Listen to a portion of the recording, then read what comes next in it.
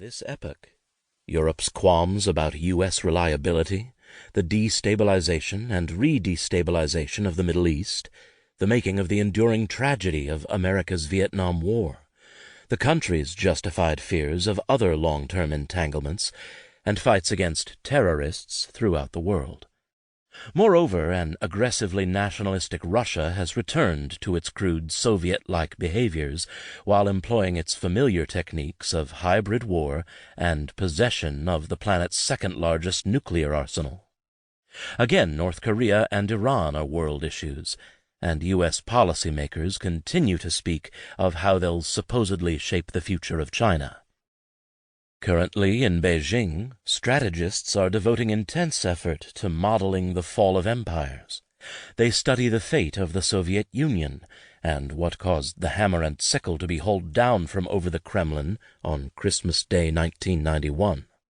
But they're also analyzing the destiny of the far-flung British Empire, which they presume to have been displaced almost overnight by an American one, the days of which are supposedly numbered as well. For most of the years between 1945 and 1957, it was difficult to tell how the fate of the British Empire might affect America, except on financial matters. When Eisenhower became president in 1953, he acknowledged not only that Britain was dominant in the Middle East, as it was throughout this era, but also that it wielded a veto over U.S. decisions in Southeast Asia.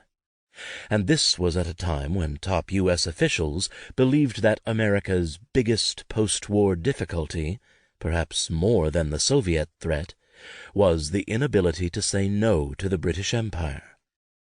In effect, serious people in Washington believed that no acceptable foreign policy was available to the United States if it wasn't aligned with its sprawling, problematic ally. Britain maintained the profile and the substance of a superpower. Eisenhower was, for the time being, candid in his awareness that global military ambitions, along with the attendant political involvements, were alien to the United States. This book offers a new understanding of the world that arose in the years following World War II. History's largest empire was battling to maintain its standing, while an utterly novel form of global preeminence loomed from across the Atlantic. The outcome shows the changing might of nations, the illusion of trying to mold the destinies of peoples and places unknown, and the risks of attempting to maintain huge political military edifices on shaky foundations.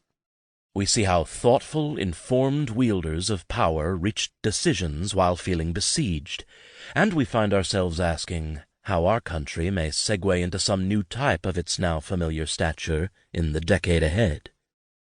Leaders in Washington and London rarely grasped how much was out of date in their thinking as they mused upon worldwide commitments and vacuums of power, upon the indispensability of their nations, and oftentimes of themselves.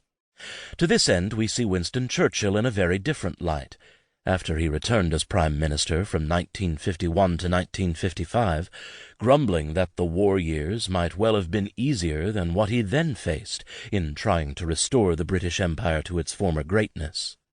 So also with other players, such as Eisenhower himself, President Truman's provocative Secretary of State Dean Acheson, the literary diplomat George Kennan, and an already redoubtable Senator Lyndon Johnson. We encounter once immeasurably influential men who've been lost to history, but now regain their prominence.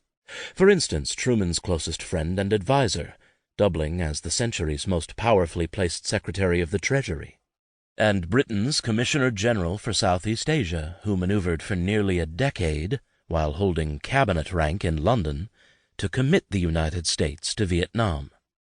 This era cannot be understood unless we appreciate these figures and what they accomplished.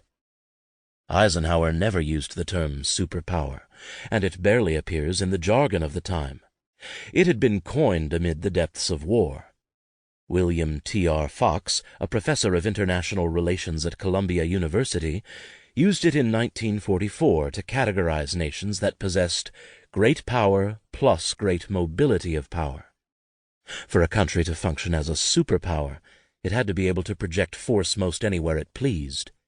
That, in turn, required not only an utterly modern arsenal, but also a